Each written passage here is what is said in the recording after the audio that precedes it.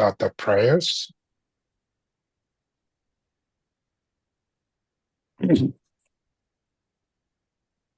Your body is created from a balanced, perfect factor of goodness.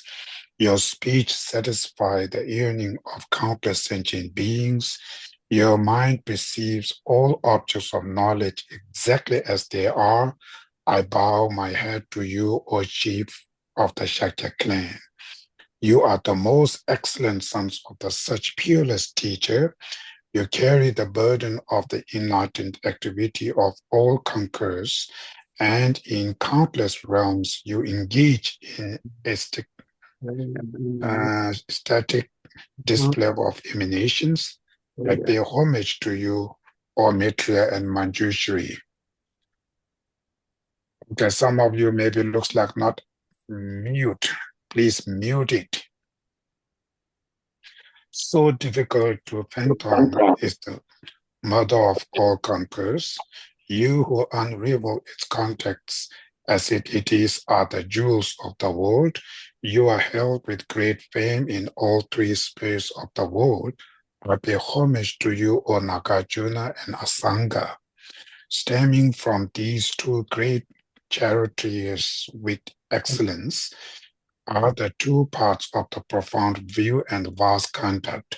You are the custodian of the treasury of instruction encompassing all essential points of these parts without error. I pay homage to you, O Dibamkara.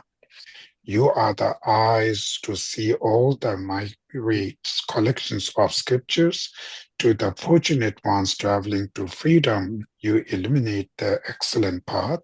You do this through skillful despair, for by compassion, I pay respectful homage to you, or all my spiritual mentors.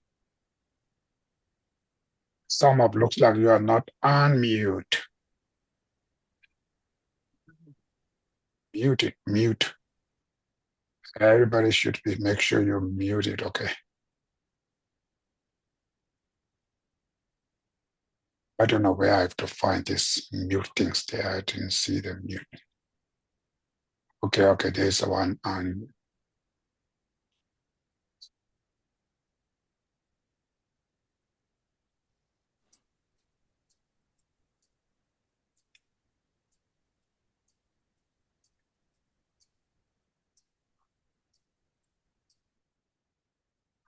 Okay, mute. Everybody mute.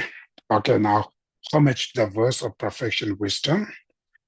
I bow down to the mother of the conquerors of the three times, the perfection of wisdom, inexpressible by words or thoughts, which is unproduced and unceased like the entity of the sky, the object of the wisdom of unique knowledge. Teyatha kate kate parakate parasamgate buddhi soha. Teyatha kate kate parakate parasamgate buddhi soha. Teyatha kate kate parakate parasamgate buddhi soha. May all negative forces opposed to Dharma be completely pacified. May the host of 80,000 obstacles be pacified. May we be separate from problems and harmful conditions to Dharma. May all enjoyment be in accord with the Dharma. May there be auspiciousness and perfect happiness here right now. By the knower of all, hearers seeking pacifications are lead to peace. By the knower of parts, those benefiting migrating beings accomplish the welfare of the gold. By the perfect positions of it, the subduer teach the verity possessing all aspects. To these mothers of the Buddhas, together with the host of hearers and bodhisattvas, homage. He who taught dependent origination, no cessation and no origination, no annihilations and permanence, no coming and no going, neither difference nor same, these through claiming of conceptual elaborations, to you who is supreme speaker among all fully enlightened Buddha, I pay homage. Shi Beiji Chungshe Me Po Tang, Ri Rab Ling Shi Ni De Jianpa De, Sanje Xing Tu Mik De Pyu Wai, Drogui Nam Da Xing Tu Chue Ba Shou, Yedang Guru Rat Nam Yan Da La, Kam Nir Ya Ta Ya Me. I go for refuge until I am enlightened to the Buddha, the Dharma, in the Supreme Assembly. By the accumulation I create through teaching to the Dharma, may I become a Buddha in order to benefit all sentient beings. I go for refuge until I am enlightened to the Buddha, the Dharma, in the Supreme Assembly. By the accumulation I create through teaching to the Dharma, may I become a Buddha in order to benefit all sentient beings. I go for refuge until I am enlightened to the Buddha, the Dharma, and the Supreme Assembly. By the accumulations I create through teaching to the Dharma, may I become a Buddha in order to benefit all sentient beings. Enthused by great compassion, you taught the Immaculate Dharma to dispel the perverted views. To you, the Buddha Gautama, I make prostration. Ranja Sungra Kunla Tavimi, Kesan Taba Tubi Chuma Chutse Chume, Tabi Tsebai, Seze Shini Nami Kwebe Du. Amalai Keta Lutani Jiki, Tumontata Mi, Kenan Tahan Toga Kunji Tanam Chizamba, Tamche Keto Taki Chute Tos.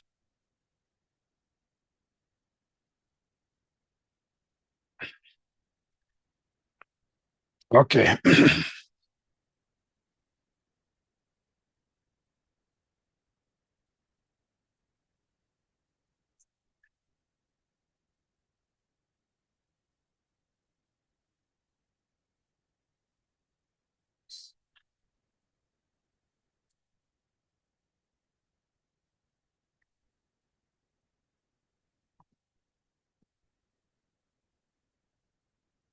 So now we are stanza 11. So the previous, all this stanza 10, it's about homage prayers and the qualities of the lamrims. That's all finished. Now here, it's actually starting the actual subject, the lamrim. So stanza 11. Teni tichi le tso chini be, tende lepa dribe tsawa ni, lam tuen shini damba beba yi, samdang chuwe tsushi tenpa ro, tong ni soki chiya mi tong war, kashin dribe chube nyeba che, nye juru nye kya nyamlen tetar ki, tar tue ke kyang tishi kyang tse lo. Then the root of creating wealth, the auspicious conditions for all the excellence of this and future lives is to rely properly with effort both in thought and action upon the sublime spiritual mentor who reveals the path.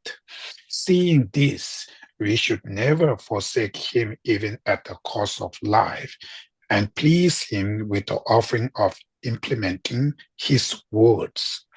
Why a yogi have practiced in this manner? You who aspire for liberation too should do likewise. So these two stanzas, it's mainly then means after understanding this lamrim, right? Source of the lamrim come from Buddha, all the authors, and how important these practice are, right? All the previous stanza to understanding the quality, right? What you call the greatness of this lamrim teaching. So you have some kind of now uh, desire or wish to study this lamrim, wish to practice this lamrim through understanding these lamrim teachings are how important, and this is authentic source, come from Buddha to all these great masters. So through understanding all of this, it gives you some kind of, uh, desire, wish to study that, then wish to practice, right? That's how it's called then. After you got that wish to learn, to practice the lamrim, then first important thing is the root of creating wealth, the auspicious conditions for all the excellency of this and future lives is to rely properly with effort, both in thought and actions, upon the sublime spiritual mentor who reveals the path. So first, very, very important thing is you need to find the qualified, reliable spiritual teacher, like gurus, right? Without guru, will not understand anything. Without guru, will not achieve any of this realization. That is why I say then the root of creating well and auspicious. So well and auspicious condition, right? First auspicious and well and auspicious condition is guru, to find the qualified gurus, right? So if you find unqualified guru or something, then it may, or what you call, leads you to the wrong place, right? As a first practitioner who have no idea how to achieve Buddhahood, right? In order to go to the Buddhahood, you need the person, the reliable person who knows, right, from beginner to the end, all the path, all the knowledge, how to achieve, right? So if you ended up with a wrong guru, then first, problem is unauspicious condition. It's called the unauspicious. So it's never success then. So that is why, the root of the creating and what you call the root of the creating well, the auspicious conditions for all the excellence of this life and the future lives, right? So benefit to this life, benefit to future life, right? Everything's you need to rely on spiritual, sublime spiritual mentor, which is your guru, who reveals the path, who shows the path. So that's first, this is one of the most kind of the important part. If you do not find the proper guru, and that's huge effect to your practice. So that is why to find the excellent qualified teacher is the most important. So you have to research and you have to find it, the teacher. So the qualified teacher, actually from this is the started now, actual Lamrim teaching. So it's like our main point. There are 4 points. Number 4, how to lead student with the actual instruction, right? That's how they started this Lamrim. So the first qualified teacher, usually different practice have different qualified teachers. The teacher of Vinaya, practitioners, we have Vinaya teachers quality. This is Lamrim's teacher qualities. Then Vajrayanas, the teacher qualities. They have their own variety different types of the qualities.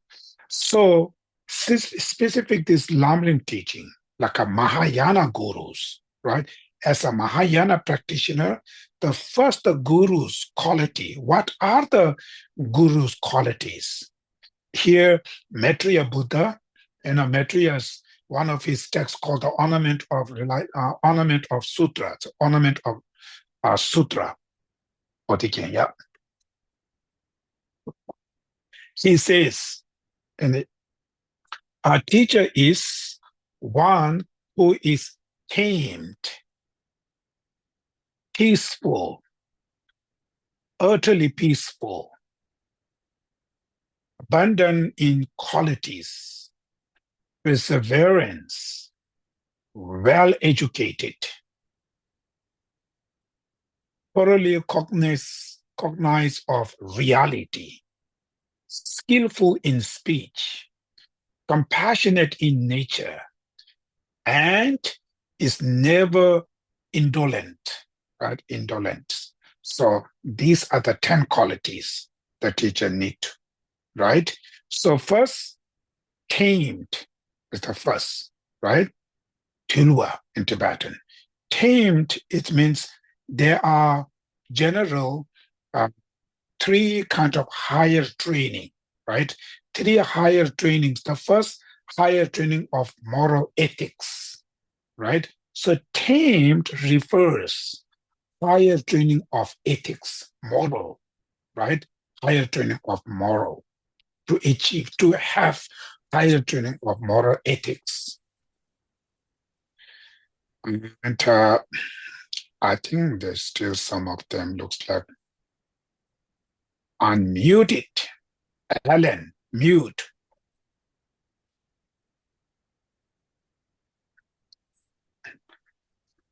Okay. So higher training, uh, higher training of ethics, called the tamed, right? Tamed refers higher training of ethics. Second, peaceful. Peaceful refers higher training of concentration, right? Then the next, utterly peaceful. Utterly peaceful refers higher training of wisdom. So these are the called three higher trainings, right? First, moral ethics, right? Living the teacher's his or her life, remain with a very ethical life. It means disciplined, one's life, disciplined life. Then second is higher training of concentration, mental discipline, right? Then the third is utterly peaceful, which means higher training of wisdom, because finally wisdom is the one who will going to cut all the ignorance, right? All the sufferings. That's why they need higher training of wisdom. These are three qualities. Then next, abundance of qualities. So, which means the teacher should have better quality than students, right? Otherwise, what's the point? So, abundant in qualities, right? Special qualities, like more qualified than students. Then the next, perseverance. Perseverance means teacher always have very kind of the strong effort, to help the other people. Perseverance, strong effort, right? Diligent in order to benefit to others. Perseverance, well educated, well read it. They say, which means understanding dharma very well, right? So not only one things in the broadly, right? Understanding Dharma well educated. Thoroughly cognize of reality means understanding the ultimate reality, emptiness, right? Who understand the emptiness. Skillful in speech. So when they teach, they have to be very skillful how to teach to the others. Otherwise, sometimes you understand very good, but way of your teaching style, people may not understand. So that's why it's called skillful in speech. Then the next, compassion in nature. So teacher should have sincerely love and compassion to their students. So they're sharing the dharma to the student is not the sake of receiving money or receiving oneself like a reputation. It's not seeking oneself to receive from something else.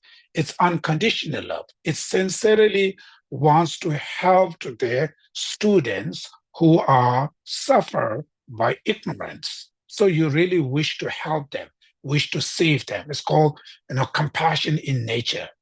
Then never indolence, because you know sometime during the teaching and taking care, there are many things struggle. Things are difficult. So sometimes you give up. So it kind of you never give up for sake of the students. So you feel sometimes upset, right? The things going wrong, you feel upset, and you give up. It possible. So it kind of never indolent. So these are the 10 qualities, we need to understand these the 10 quality have to have to the teachers. So when we say I'm looking the teacher, means you're looking the person who has these qualities, right? Person who possessing with these qualities, that kind of people you are look. It's not based on, oh, how much popular or what kind of title they have. Eh, Then sometime it's kind of the because of we grow up in this business world, we have a lot of influence by business. So every advertisement, what they're going to put it, what kind of things there, like all these mundane things. Specifically, one of the all problem is the we are very much attached to the title. So always looking what kind of title they have. Or is the geisha, or is the master, or Rinpoche, or something, right? Looking the title. Uh, that's not right. Title, it's not big deal. Just having title doesn't mean it can benefit to you. The purpose of you relying on the teacher is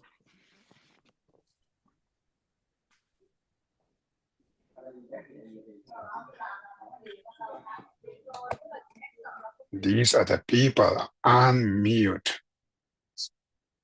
Okay. Who's this guy? Okay, now it's okay. So maybe it looks like some of you just opened the Zoom and you are just going here there. So you not open the camera. That might be. It looks like you just leave open there and you are hanging around here there. Does not benefit you, right? It's not benefit you.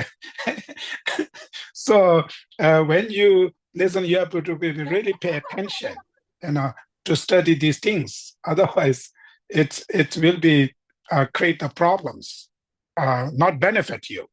So that's why these 10 qualities are very, very important when you research, because if you found a qualified teacher, huge benefit to you, huge benefit. Because for the beginner, we are very much depend on our teachers. If the teacher is unqualified or maybe disqualified, which but I'm not sure how to say in English, maybe disqualified, right?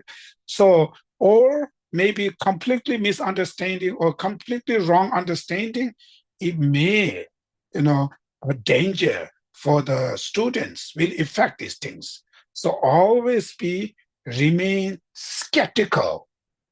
Uh, Remain skeptical doesn't mean, oh, don't go to the any teachings. Teaching, you can go any teachers, right? Listening teaching doesn't mean he or she become your guru, your teachers. It's based on your intention. First, you should set up the intention as a student. Sorry, as a Dharma friends, right? I see him or her as my Dharma friends. Out of that intention, you listen, so he or she not become your teacher, even you listening to Dharma, right? It's kind of out of Dharma friend intention. After you sincerely, feel some connection, you see some kind of qualities. If you feel I can able to see him or her as my guru, which means same like a Buddha, that kind of feeling when it arises, then you can change your intention, seeing him or her as your guru, your teacher. Then when you listen to Dharma, even just one stanza, when you listen to Dharma out of guru's intention, then he or she become your gurus, right? Till that not. So that's why remain skeptical doesn't mean don't listen to others' teacher, right? You can listen to many other teachers, you can get lots of knowledge, but seeing him or her as your guru, that's very different way. Then you make sure you have, you find something, you have some kind of full confidence, to seeing him or her as same as a Buddha. So that's why qualified teacher, which I mean these 10 qualities. And sometimes all the 10 quality perfectly may be difficult in this degeneration time, right? But at least more more quality than maybe if there are 10, at least 6, 7, 8 qualities, at least to have them, right? These qualities. So that's why what you call uh, uh, these quality you need to always be checked. So for me, compassionate in nature is one important part. Teacher should have some kind of sincerely compassion to their student. They're teaching the Dharma to them is not seeking to themselves to receive some money or or reputation or some kind of, it's not looking from that aspect, sincerely to wish to benefit to them. Because when the teacher have sincerely compassion to the student, whatever they teach, it's huge benefit to the student. It's really different way, kind of the goes to the student mind. So the compassion in the nature is one important. And upon there, tame, peaceful, utterly peaceful. These three, higher training of moral conduct, moral discipline. Your life, you should be remain with the very disciplines, right? Moral, ethical life. So then, discipline, the concentration and wisdom. These three higher trainings are also important. Upon there, well knowledge, well understanding the dharma, right? If the teacher has a very limited education, then student only benefit little, they're very limited. If teacher has really, really very good understanding on general all the Buddhism, Buddha Dharma, student huge benefit, huge benefit. So well educated, educated, which means Dharma educated, right? Well educated is very, very important. Uh, then upon their skillful speech, when they teach a dharma, it need to be very skillful way. Each different people have a different mental capacity, different background, different, what you call the environment. So you need to teach with a different, according to their mental capacity, you need to deliver that kind of skill. I think these are then upon their understanding of reality, emptiness is also one important. So these are the one kind of the important qualities. And sometimes, we just what you call um, very much believing on kind of the blessing things. Of course, the blessing are very, very important. The blessing, external blessing, internal realization, need together, then blessing can benefit. Sometimes we are not looking yourself to practice very much, study, just only external blessing. Then we just, whoever there's somebody or give empowerment, you say, oh, I take this empowerment. Even you have no idea who he is, who she is. Just we taking all of these things. Then after a few years later, oh, this is bad, this is blah, blah.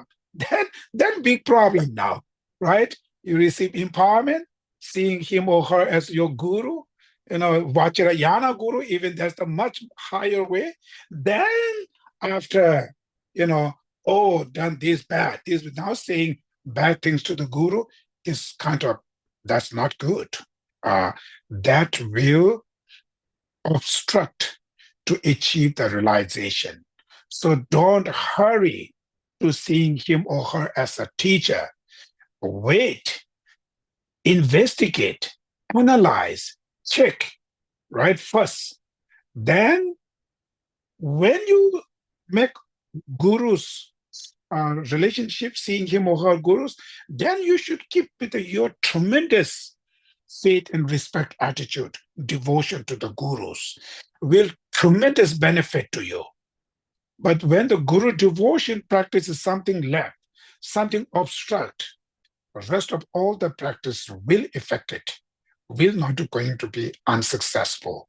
That's why the the beginning of the teaching, the Lama Tsongkhapa started from this Guru devotion practice, and not only Lamrim style, not only the Lamrim teaching, the Mahayana Dharma, all the Vajrayana Dharma is started from this Guru devotion. That's the first practice, the realization, it's the Guru devotion realization.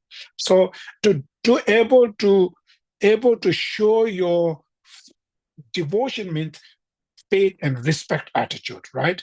In order to show this faith and respect attitude, the object have to have these qualities. If they have a qualities, it helps you to feel your faith and respect. If they are disqualified, making lots of problems, then it may affect your devotions. That is why not hurry, wait, research. Then after when you see him or her as a guru, then you should show your devotion, undestructible kind of the devotions, right? Stable. That's important. So that is why here saying, is to rely properly with effort, both in thought and actions upon the sublime spiritual mentor who reveals the path.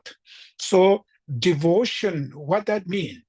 Devotion means faith and respect attitude, right? So general devotion have two: devotion through thoughts, devotion through actions. That's why here saying both in thought and actions, right? When you say I'm devoting to the Guru means thought and actions too.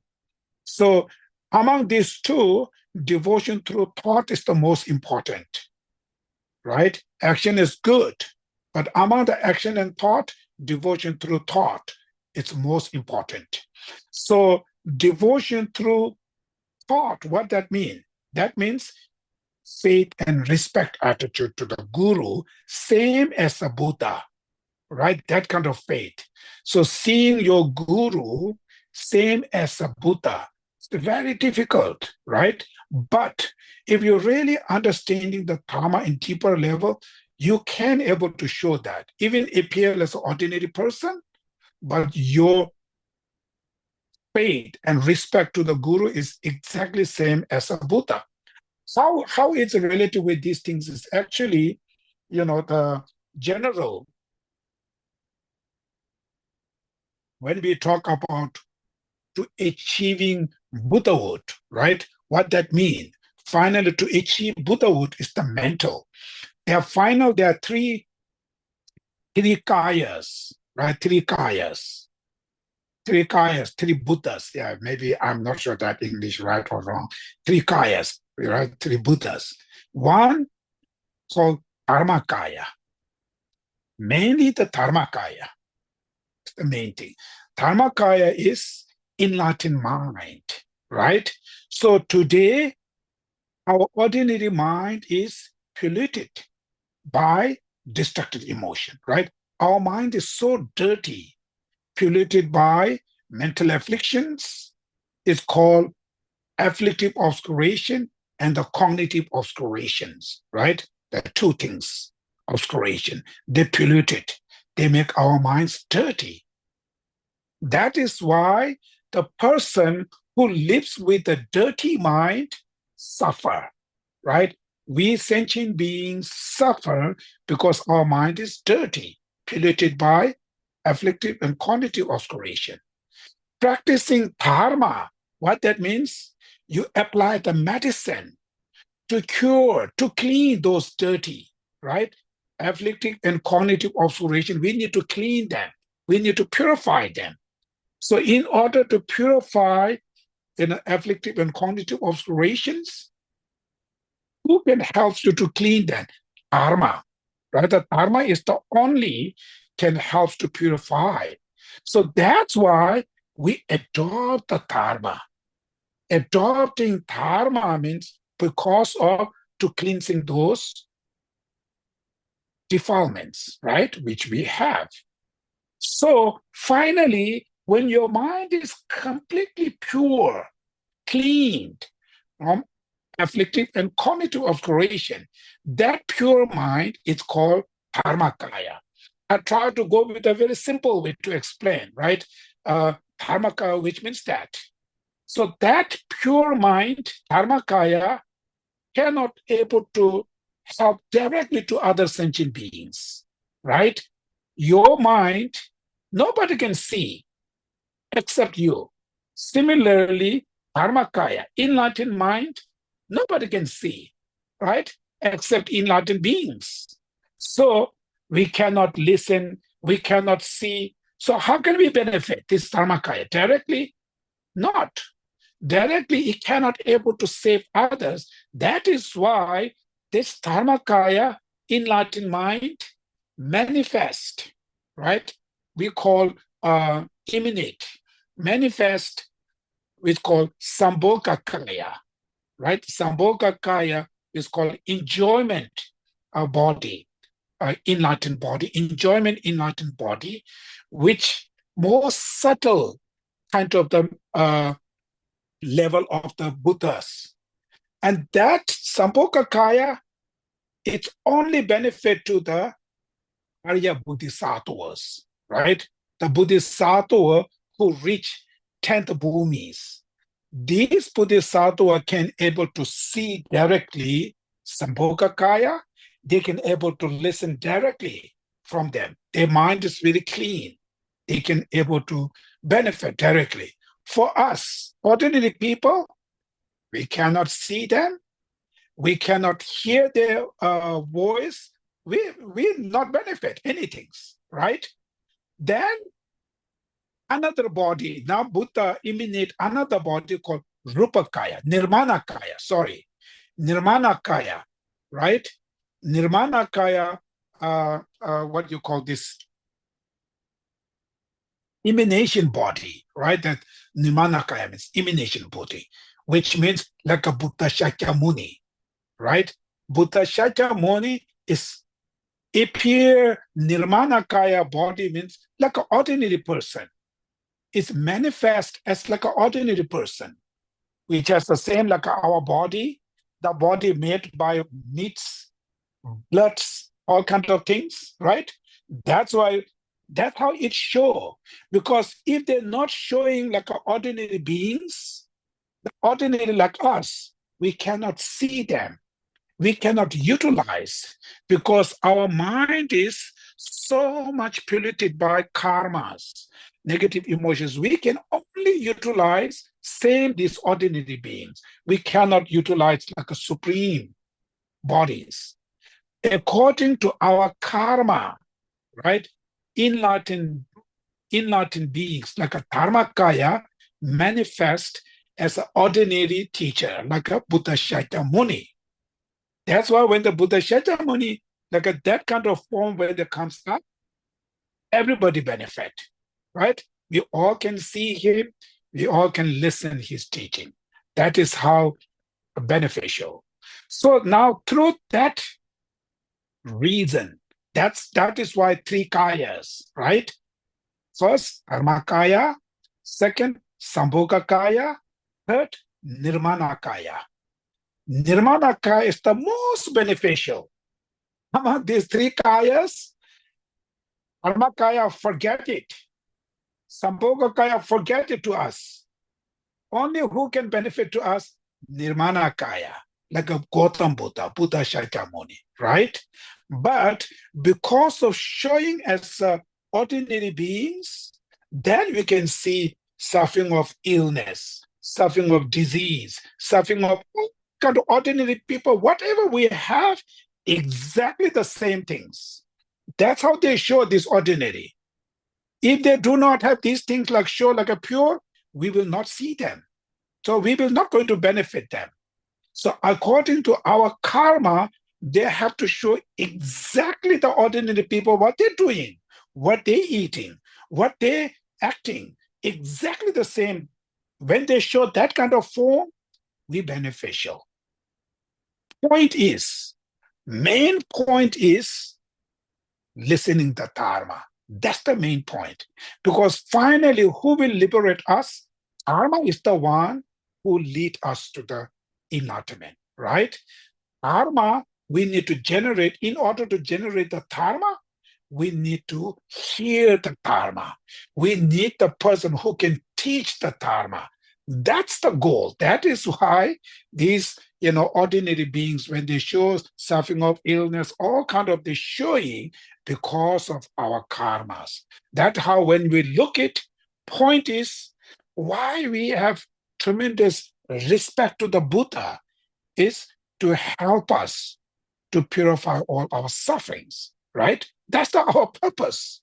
So who help us to overcome our suffering is our ordinary teachers, right? These are the ones who teach us, who guide us, who help us to understand the Dharma, right? So for you, when you look it into the liberation of palm of your hand by Pamboka Lamrim, saying your teacher is the most kinder than all the Buddhas because of that reason, right? All the Buddhas, thousands of Buddhas around there, none of those we see them, we hear, we nothing hear anything from them, right? For you, who helps to you? Your gurus. So that is why my guru is the most kinder than all the Buddhas. That's how they're looking. That is why devotion through deeds, showing your faith and respect attitude to your guru, same as the Buddha. Because for you, today our life is one of the most danger time, right? We have no idea next life where will we fall down. We've been circled in samsara, born in hell realm, hungry ghost, animal, human being, god realms, demigod, and born into animal, like countless time, right? Since beginningless means there's no beginning, means eons and numberless time we've been born into this samsara.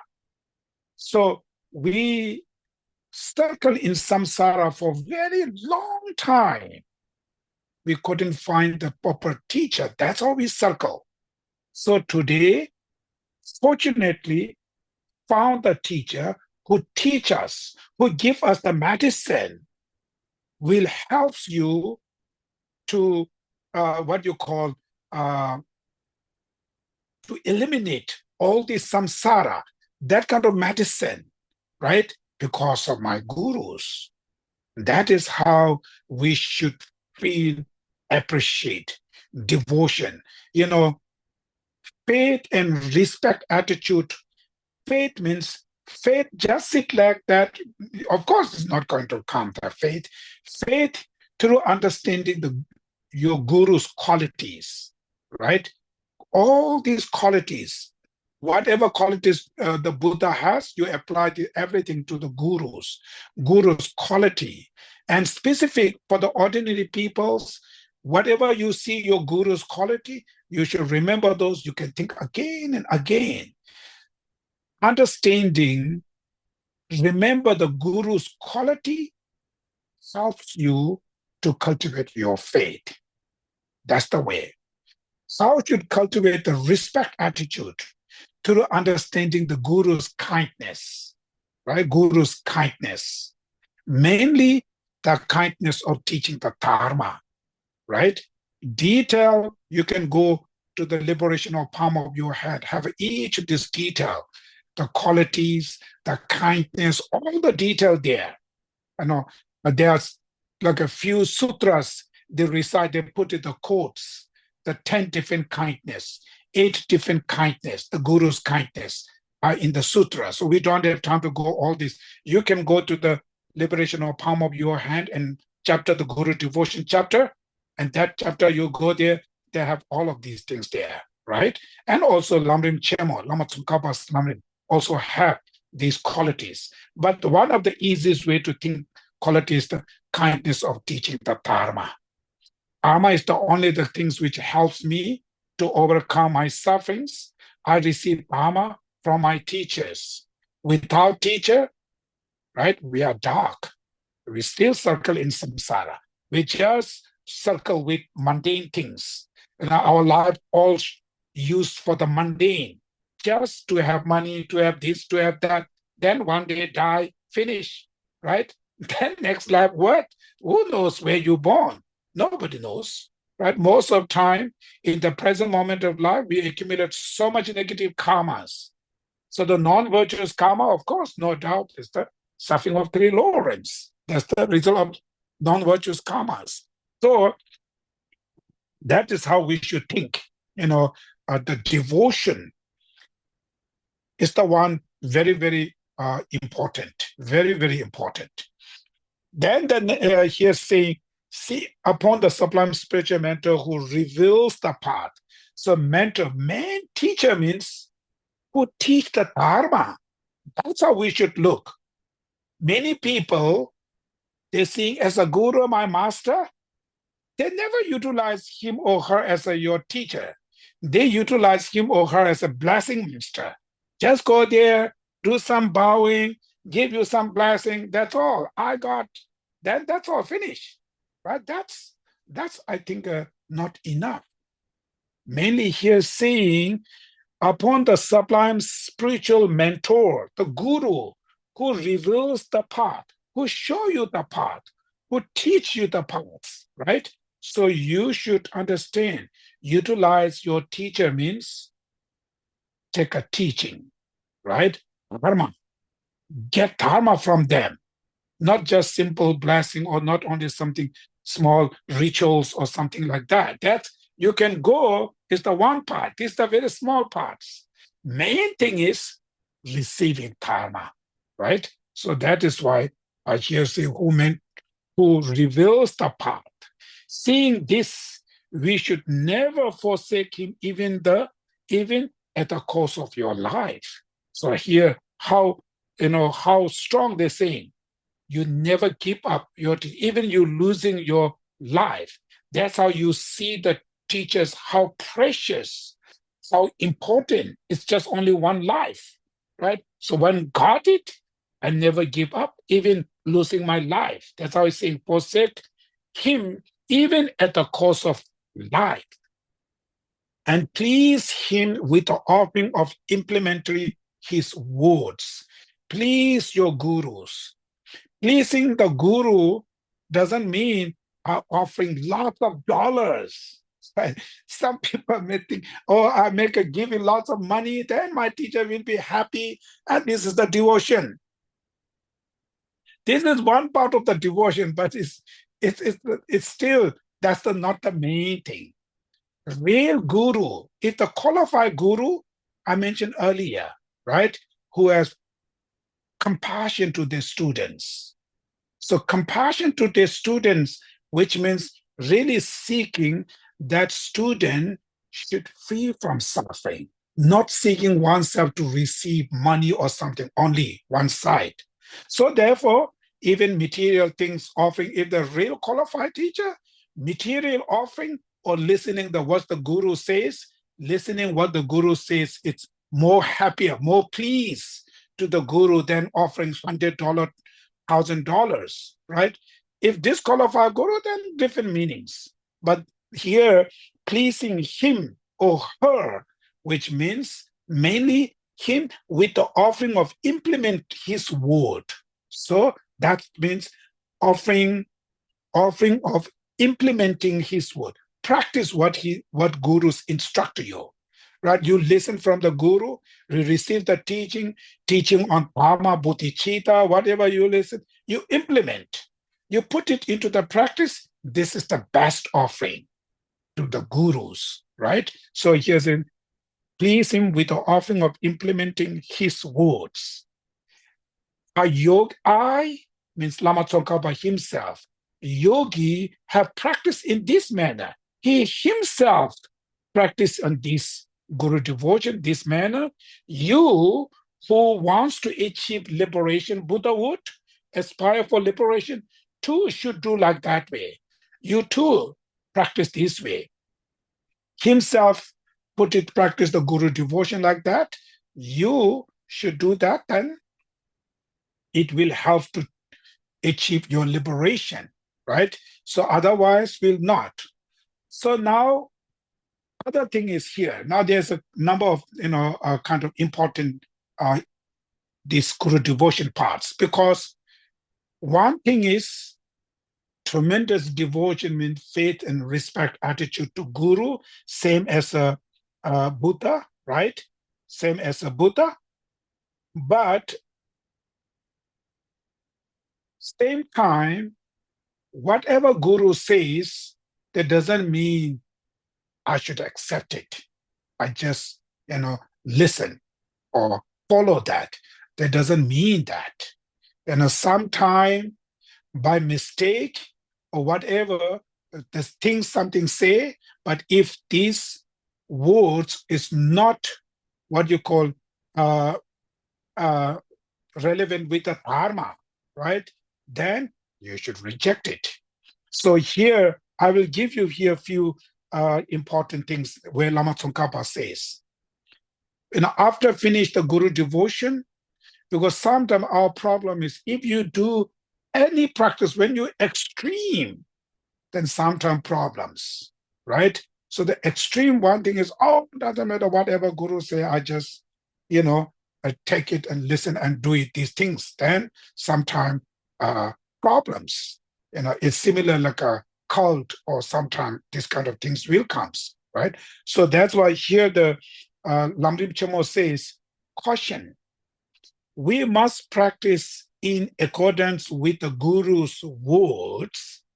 Then what if we rely on the Gurus and they lead us to an incorrect path or employ us in activities that are contrary to the three vows, right? Pratimoksha vow, Bodhisattva vows, Tantric vows. If they enter anything contrary with the vows, should we do what they say, right? Should we do it or not? That's a caution. A caution clear, right? I read again. We must practice in accordance with the Guru's words. Then what if we rely on the Gurus and they lead us to an incorrect path or employ us in activities that are contrary to the three vows? Should we do what they say? Reply.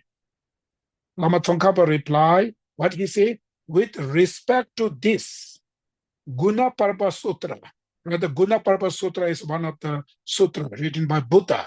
Guna Parva Sutra on the disciplined states. He say, and Buddha says, if the abbot which means teacher, right? If the abbot instruct you to do what is not in accord with the teachings, then answer, refuse. Buddha says that, refuse, right? Very clear, right? If the teacher instruct you to do what is not in accord with the teachings, means with the dharma, refuse, right? It's a refuse, reject it. That's Gunapapa Sutra say that. Then also the another sutra, the Cloud of Jewels Sutra, right? Clouds of Jewels Sutra says, with respect to virtue, act in accord with the Guru's word, right? With respect to the virtue, act in accord with the Guru's words, but do not act in accord with the Guru's word with respect to non-virtues. Therefore, you must not listen to non-virtuous instructions.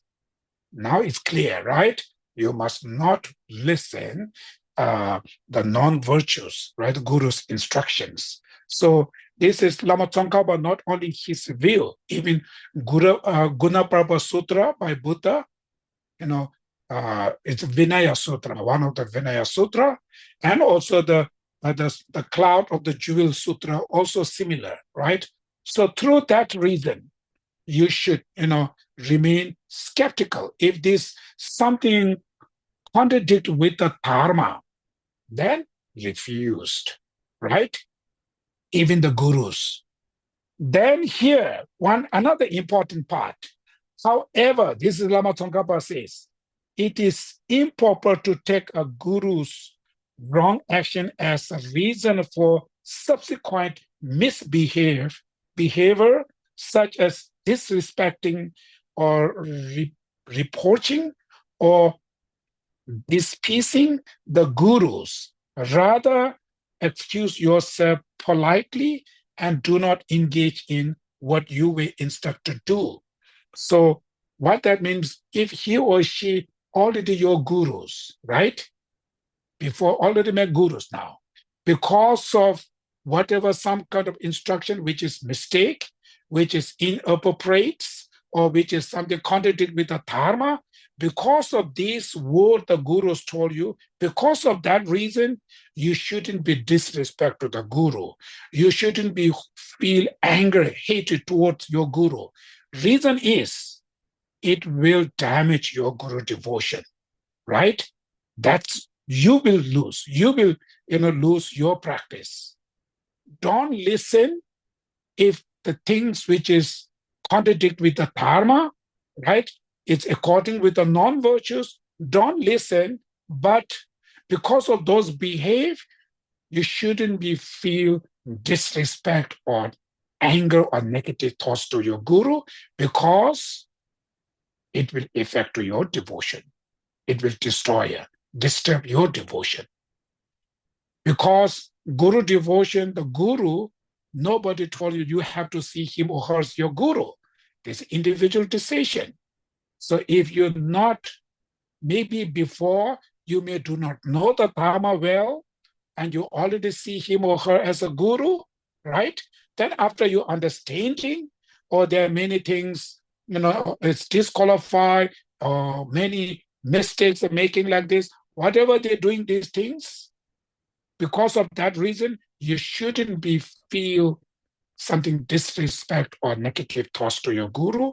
Anyway, he or she is your guru. So keep your faith and respect attitude same as a Buddha, and all the things when they tell you skeptical, things which is according with the dharma, take it. It's contrary with the dharma, refuse it. Then you go with that way.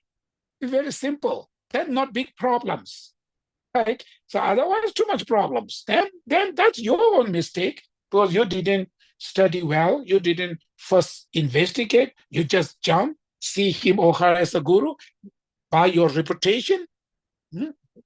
Their reputation, their fame, oh, great master, then you take it, then ended up these problems, right? That's mistake first because of not knowing the devotion practice. That's why mistake. But anyway, when they see him or her as a, if they become your guru, then keep your faith and respect attitude, huge benefit. Finally, faith and respect to your guru, same as a Buddha, is there are many benefits. One benefit is it's always encouraging you to practice the dharma. Guru and student relationship is dharma relationship. It's not business relationship. It's nothing to do with mundane thing. It's about the dharma. When you have very strong devotion, it's always reminding your dharma increase. That's the first thing. Second thing is having strong devotion, it's much faster to achieve each of these realizations. You can look at the past history, even in Tibet history, one of the very famous master Milarepa, right? Everybody knows achieved Buddhahood in one life. When you look at his life, his devotion to his guru, it's unbelievable devotions, right? When you look at the ordinary today, like a modern world, they may sue to the gurus, right? They may going to sue him. Marpa, his guru Marpa, how put him difficult. to build the temples, the 9th-floor temples by himself without help of anybody. How much, hurt his back, and how much he chasing out, beat him, or scold him in front of all the people there. When he come to listen to the teaching, he chase him out. He will not give any teaching to him, right? That kind of he treat them.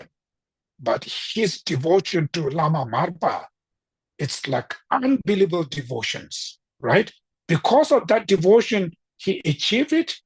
After when they put it to the practice, he's the one achieved enlightenment Buddhahood. Among the hundreds of students Lama Marpa has, he treat them, other students, very nicely, right? But this Milarepa, very badly. Finally, Milarepa is the one who achieved Buddhahood in one life. All this because of the devotion, Guru devotions. That's how he stayed that way. So Guru devotion, out of devotion, even you meditate compassion, bodhicitta, emptiness, feeling very different. Out of first devotion, then you after devotion practice, you do this, each of this meditation, it goes much deeper level. So Guru devotion will take you, to the Buddhahood much faster. Another word, Guru devotion practice helps to achieve the realization much faster. Right? That's a huge benefit to you. Then next thing is, in order to generate any realization, like to achieve renunciation, bodhicitta, any realization, one very important part is preliminary. The preparation is accumulate merit, purify the obstacles. If you do not have enough merits, how much you put practice, very hard to achieve because lack of merit, virtues. If you have too much obstacle, even how much you practice, these obstacles always obstruct you. So that is why, in order to achieve any realization, you need to purify the obstacle, accumulate the merits. In order to accumulate merit, the object we use to accumulate your merit, Guru is the best objects to accumulate merits, right? According to the sutra, you offer 1 portion of food to the Guru, or you offer full of space of the food to 1,000 Buddha. Which one is make more merit, accumulate merit? Sutra says, offer to one's Guru. 1 portion of food you offer to the Guru, accumulate more merit than countless of offering offered to 1,000 Buddhas, right? That's why Guru is the one of the best merit field.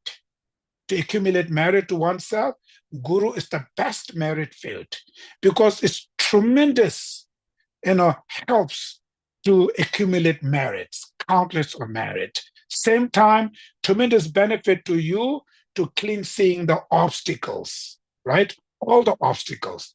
That's why for the practitioners, the Guru is the one of the best objects of your merit field. That is why in the Vajrayana practice, anything, when you visualizing the deities as a merit field, what you call Vajradhara, we're always seeing Vajradhara and your gurus are inseparably one, right? Seeing always the merit fields and your guru is inseparably one. They're same, different aspect for the different purpose. So when you see it that way, offering, prostration, whatever you practice do, huge benefit. That is why best merit field is gurus. It's the best one, right? Then another thing is the guru side doesn't matter even real enlightened beings or not, ordinary beings. If you have faith and believe to the guru as the same as the Buddha, you receive blessing same as the Buddha's blessing. If you're seeing him or her as an ordinary beings, whatever you receive blessing as an ordinary blessing.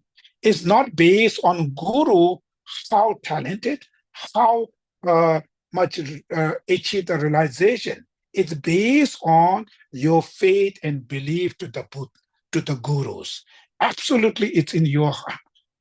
It's nothing to their object side. That's also important to know. And Pamonga Lamrim, when you look at, he used the one story. It's the real story. In the eastern part of the Tibet, there's a one mother. She has tremendous faith to the, in the Lhasa, there's a one Buddha statue we call Cho Ishinobu, right? It's the main kind of the statue in Lhasa, one of the main. It's come from China around 7 or 8 centuries. So that old woman has tremendous kind of faith to that. So she lives in Eastern, very far. She cannot go there. But she always asking to her son. Her son is businessman. He quite often will go to the Lhasa and do the business. So always asking him, when you go to the Lhasa, please bring some blessing from that statues, from that temple. Tibetan we call Chokang temple. So it brings that blessing. But son was forgetting. 1 time, 2 times, 3 times, forgetting. And then finally, his mother was very strongly request. Then again, when he get to his village, he forget again. He's already back to his village. Now he's thinking what he can do to his mother. His mother will really upset. He looked here, there. He saw one there, what you call the dog, the dead body of the dog, right? One dead body there. It's the dog. So he look at there and he take it, one of dog teeth, one of his teeth, he pick it up and he put it into beautiful silks, it's like make very nice, beautiful little silk and put it there, make very kind of auspicious or kind of the precious way, nice pack, take it. First, when the mother saw him, asked, did you bring the blessing? Then he told his mother, you are very lucky. I found the Buddha's teeth from that Chokang. Oh, mother was so pleased. She took it that, she put it into like a little container, leave it in her altar every day. She's prostrating, offerings constantly. Tremendous faith and belief there. One early morning, during her practice, from that dog teeth, right? It's the dog teeth. From that teeth, it's emanate what you call the lights. Her shrine room. Her shrine has become like full of light, come from that teeth. She was so happy, she ran down to call her son to come and get this blessing. Her son is not believing because he knows this is the dog teeth. Now he ignoring, but mother forced. Finally, when he came inside the shrine room, he saw from that teeth, it comes this light, right? All her shrine is become light, pure, clear lights. So that's telling us if you have a faith on these things, doesn't matter the outside, whatever they are, right? Your faith, the power of your faith can bring the real blessing of the Buddha. That is why the Guru devotion, what that means, sometimes remain in ordinary people. We're seeing our Guru as an ordinary, because they appear as ordinary person, so they have all the exactly same behavior as ordinary people. That's why sometimes we say, oh, it's not Buddha. So we don't see, it's difficult to show faith and respect attitude same as a Buddha. That's why there are many different reasons. One is because of if you show this, you receive exactly the same benefit. Second thing is, according to my karma, Buddha, even Buddha Shakyamuni Epe will not see that, right? When you see the Arya Asanga meditate his Guru devotion, Maitreya, is his gurus, right? He's doing meditation in Guru for 12 years in India. That cave is still there in India. When you go pilgrimage, you can see that cave is there. So 3 years he meditate. He didn't reach anything. He give up. He go back to the village. Then again come back three. It did like a 3, 4 times. Finally, 12 years later, first what he saw this dog, and half of the body is wounded, like a worms are eating. That kind of dog, see that. He feels so much compassion to this dog. So he wants to take out all these little worms on his body, but he worry if he take it out, those worms will be die, right? So how can he take care now? So then his solution is he cut from his own leg pieces of meat, cut and leave it there, and he take each worm and put it on there. So when he take, these worms are very fragile, so he cannot take from his hands. So he would rather he can take from his tongue, touch there and put it there, right? That's how he tried. So when he was so scared, and then he just close eye and then try to put his tongue on the dog's body. He do like that. Eventually his tongue touch on the floor. When you open that, then he saw the Maitreya Buddha. So this dog is actually the Maitreya Buddha, but he have no karma to see the real Maitreya. It doesn't matter. Maitreya himself wants to show whatever. If the person have no karma, then nobody can do anything. Through his compassion, he purified that negative karma, last karma, then he can able to see Maitreya. And the first he told him, I've been practicing doing devotion to you for 12 years. Why you wait like 12 years, not show me? And the Maitreya said, first year when you are in the cave, he already here. But his karma cannot see these things.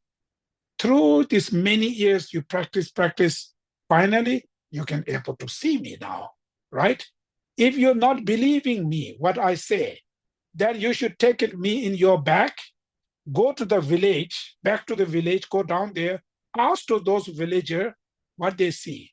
So he took it Maitreya in his bag, he go all the village down there, he telling, did you see anything in my bag, right? He was telling all these villagers saying, oh, this monk, sorry, this monk stay all the life in the mountain, now he's become crazy. That's how the people say, because nobody see anything. So they think he's crazy now. Finally, one of the old mother, she said, oh, I saw you have there one pieces of leg in your bag there. So yes, she has a little good karma, only see one pieces of leg of the Buddha and the Maitreyas. So that is how, even Buddha comes here, we will not going to see them. Listening teacher, of course, impossible. Even if we will not see them. So that's why, according to our karma, they have to show that kind of ordinary beings, emanation body, can see suffering of aging, sickness, all kind of things, right? That's how we should look and show your faith and respect attitude to your guru, same as the Buddha, and that's called devotion. So devotion through thoughts, devotion through deeds. Among these two, thought is more important. Devotion through thought, which means faith and respect attitude, same as a Buddha, right? Faith through understanding Guru's good quality. Respect through understanding Guru's kindness, right? This is all analytical meditation. These are you need to contemplate.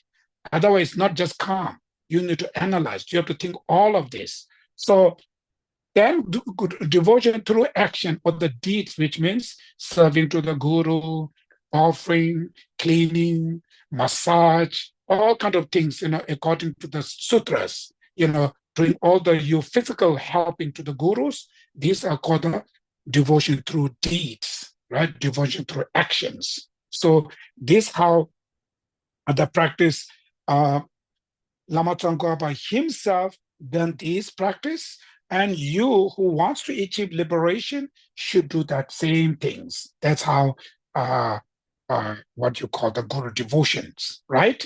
So Guru devotion and finding the qualified teacher and external teacher, and out of devotion, then receiving teaching as much as you can. That's the most important, right? When you miss the teaching, then you lose your purpose. Each time you listening the teaching, you learning. You learning dharma. Even understanding one pieces of dharma, huge benefit. At least you planting the seed in your mind, right? So when you listen, you planting the seeds, then in the next life, when external condition arises, it ripen because you already have that seeds there. So receiving teaching is the most important, right? So therefore, it's not just simple blessing. It's not just simple kind of one or two time listen. You should constantly, purpose of, rely on guru is to listen the teaching, which means what that means we have to go all the way this road to all the way to the Buddhahood, right? We have to go all this map. And many of those roads we do not know. Where is it now? Second stop, where's the second stop? We're still not clear these things. So all of this map, we need to learn from our gurus. And guru is the one who show this map, to show the road to get all of there, to finally to reach the enlightenments. So therefore, utilize guru, so means to learn these things, right? Even just simple one philosophy, really complicated, not easy. So that's why purpose of having guru is to learn the dharma. Then the next stanza, Tibeten the Ishi Nolela, Teda Nyeba Tarin Samshigi, Nyaka Jigla Nanke Logdanta, Tsudi Samde, Jigde Chawako, Bimba Chawashindo Tojune, Yense Kondo Nimbo Lembago, or Nyajor Nyeka Namne Tadarje, Tadio Chejan Tishi Tangse Lo. Oh, it's already 8:18. Maybe I will going to leave it here today. Devotion, Guru devotion there. So stanza 13, right? We'll stop in the stanza 13. This is now what you call the precious human life, right? So after the Guru devotion, then the next called the precious human life. So we leave it there. So in this, to study this Guru devotion I mentioned earlier, Liberation or Palm of Your Hand has a lot of information, Guru devotion, Lamren Chemo, and they also not only a Gelug tradition, many other traditions also have exactly the similar, these Guru devotions. And they're called 50 verses of Lamang Chupa, 50 verses of Guru. I think that also have lots of information about the Guru devotions. It's called 50 verses of Guru or something. When you research in the Google maybe, and there are a few commentaries also there. So these are also talking about Guru devotion. So read all this variety, kind of the text, give you different idea. Understanding the Guru devotion practice very clear. Right now, maybe some of you may still not clear, little bit here, little bit, because when you understand properly, very comfortable. When this little bit half know, half do not know, you still have struggle. So that is why it's important to read all these, variety text available you have. Then finally, practice. So every morning when we're doing the Guru yoga practice, this is the Guru, this called, Lama Tsongkhapa says the foundation of good quality, right? Foundation of good quality is Guru devotion.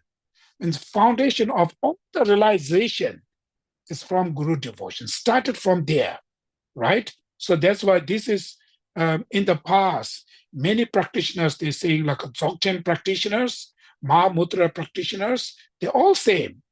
Guru devotion is the one of the most important. After tremendous devotion, when you feel, Then when they meditate on emptiness, they're saying, and those masters saying, it's a very different experience, very different experience. So that is why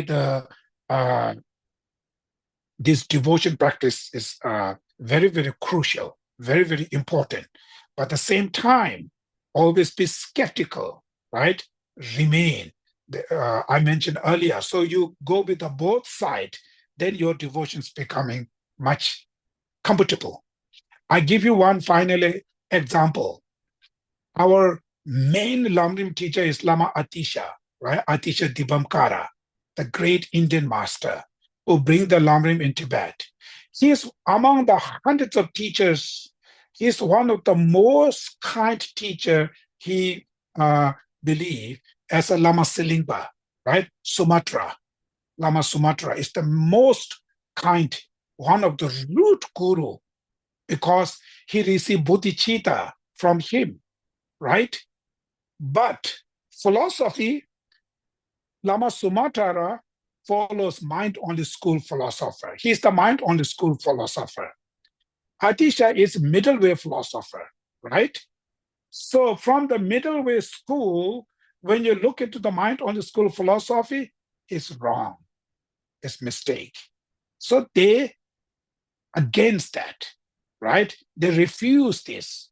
They debate, they refuse this philosophy, right? When you look at in debate, but he's not following Sumatra's view, the philosophy, he refused. But his faith and respect attitude to Sumatra is more than Buddha. It's one of the root gurus. That's how we should learn that, right? Doesn't mean my guru is mind-only schools, I follow mind-only schools. He not do that. He follows Chantakirti's philosophy, right? Chantakirti, middle way school philosophy. From that perspective, mind-only school's view is mistake, right? Because of that mistake, he never seen, oh, Sumatra is ordinary beings, less than me, I'm the supreme view, he's the lower, never ever, right? He's seeing him as the same as the Buddha. According to many students, have to teach this way. It's benefit for them. So that's the different meanings. So that's how we should learn, right? So these are important. Okay, I'm going to stop here. Any questions? We have few minutes. Last time, I don't have time to leave questions. So if you have any questions.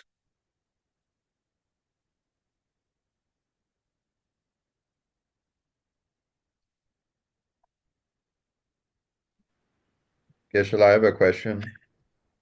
Go ahead. I've heard that all positive things that happen to us are the result of two things, that they're the result of our own positive karma, our virtues, but also the blessings of the Buddhas. I'm wondering, it makes sense to me that we would obviously have to have the positive karma and the virtues for positive results. But I'm not understanding. I've heard even when we feel a cool breeze, that is the blessings of the Buddhas. Can you explain that further? How the Buddhas, the blessings of the Buddhas, are what create all of the positive, beneficial experiences that we have? It's what you call the virtues or any pleasure, the positive virtues qualities which we have. There are two things: internal causes and external conditions. Comes with the both. Not only by internal causes, not only by external conditions. So our karmas are the inner main causes, right? Upon there, then external blessings and so forth as a condition who ripen these karmas. Then the result you're experiencing. So mainly any virtues, when we accumulate it, it's called in Latin blessing, which means virtue, any virtue actions we acted. It's something we learned from our previous Something you say, oh, killing, for instance, stopping the killing, you accumulate merit, right? Saving animals, you accumulate merits. Saving animal accumulate merits by how you know? Because your gurus tell you, you saving others, you benefiting to others, it's accumulate merit. That's why you save, you benefit to other, you cultivate your merits. And future, that result when you're experiencing the happiness because of that merit you accumulated is because of your guru's teachings. Gurus are the manifestation of Buddhas, right? Guru learn because of the Buddhas. So it's something directly, indirectly, there's something connection from the Buddhas. That's why it's called Buddha's blessings, external condition.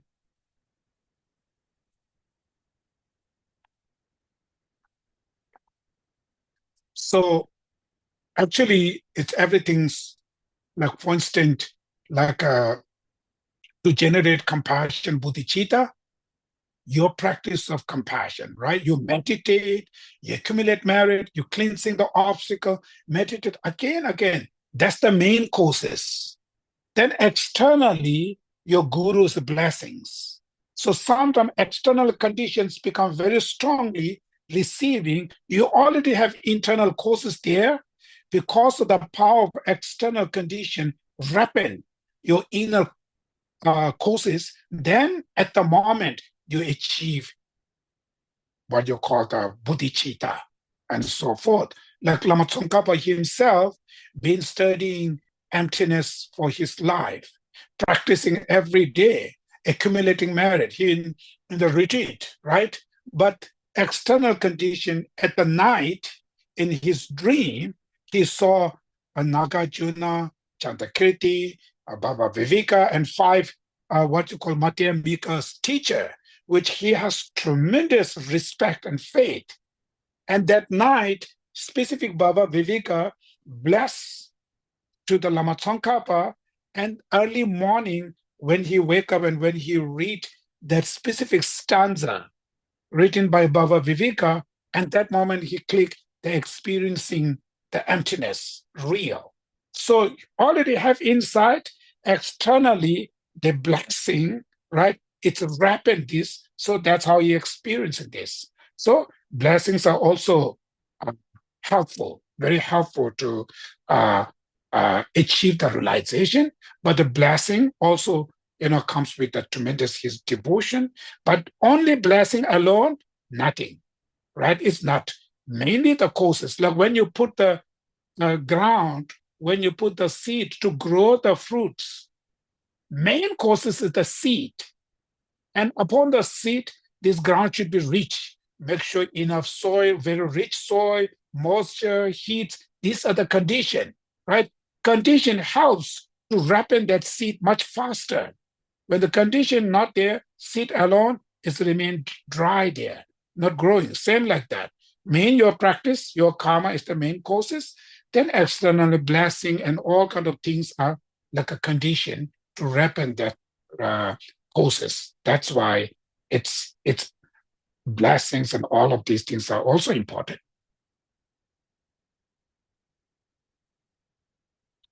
Okay, so now we're going to it's already 8:30 here, so it's perfect. And next we're going to read the precious human life, right? Opportunity human right, human life and death meditation and suffering of three lords, then karma, taking refuge, all of this small scope practice, see how much we finish. Today I'm planning for this second stanza will finish, but we didn't finish yet. This Guru devotion I mentioned earlier, if I talk little things, not enough, then complicated. Go everything there, then not enough time, right? It's kind of the struggle between this. My always, whatever I teach, I try to make sure perfectly understand, not go with half understand, half not, then make many mistake. And a mistake comes because when you know half thing, then half you do not know, and then you make mistakes. So try to go both sides. What is the risk? How do we get rid of them? All this very clear. Then when you put into the practice, it's very good. If they're not clear, then we're sort of like I used to, faith to the seeing guru as a Buddha. It's first very difficult seeing. Then, it's not about the gurus. It's about your faith. So guru, even you see him as a normal person, even he or she is seeing as a Buddha, he or her doesn't matter. It's not going to affect anything. His breakfast is same. If the taste will be going to same. Even he or she has 1,000 followers seeing him as a Buddha, morning the tea smell same, taste same. 1,000 people seeing him or her as a devil, the tea tastes remain same thing. It's nothing going to affect anything, right? It's nothing for there. Realizing it's everything for myself. If I able to show my faith, I receive exactly the same as the Buddha's blessing, right? That's that's why it's about me. It's not about to them, whatever they are, right? So kind of small things will huge change. Your practice will huge affect it. The small things which we do not know, when you have little knot there, small knot there, you're not taking it out, that knot will block you. Always they have a struggle there. So make it clean, everything make comfortable.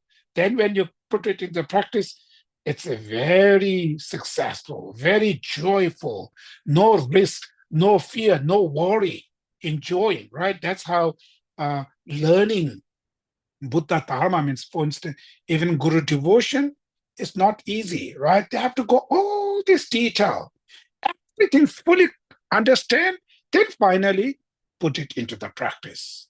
Then through your practice, finally, if you sincerely feel faith and respect attitude same as Buddha through your practice, then you reach that realization of Guru devotion, realization, right?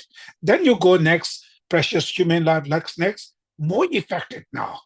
It's everything, because after the Guru devotion, we're doing the 6 preliminary practice as a preparation. It all goes very powerful, very effective.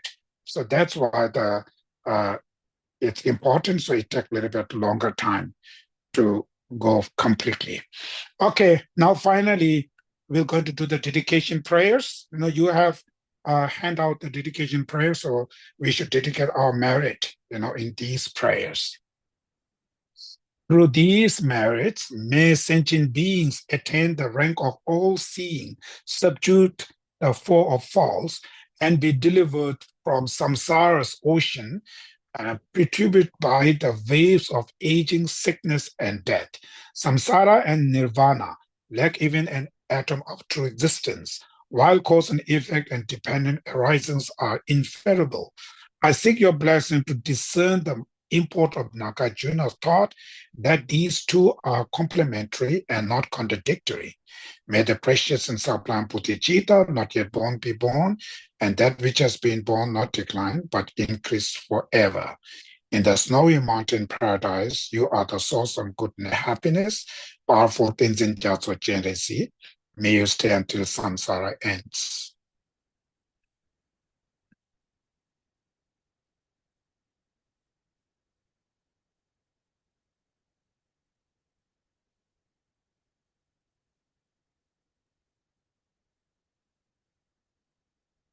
Okay, so these dedications, the first dedication is kind of the yourself achieve Buddhahood and dispel all the other sufferings, right? Then second dedication is understanding the Nagarjuna's philosophy, dependent origination, the emptiness, right? So then third is about the Bodhicitta. So these are the two main subjects of Lamrim. Then the last long life for his soulness and all the great masters. So these dedications are quite very much relevant with the study we're doing here, Lamrim. So that's why I added this dedication there. Okay, thank you. Have a very good night. Thank you, Geshe-la. Good night. Geshe-la, good night. Thank you, Geshe-la. Thank you, Geshe-la. Good night. Thank you, Geshe-la. Good night. Very much. Thank you, Geshe-la. Good Thank you. night. Bye, Geshe-la. So Thank you. Good lucky. night. Thank you.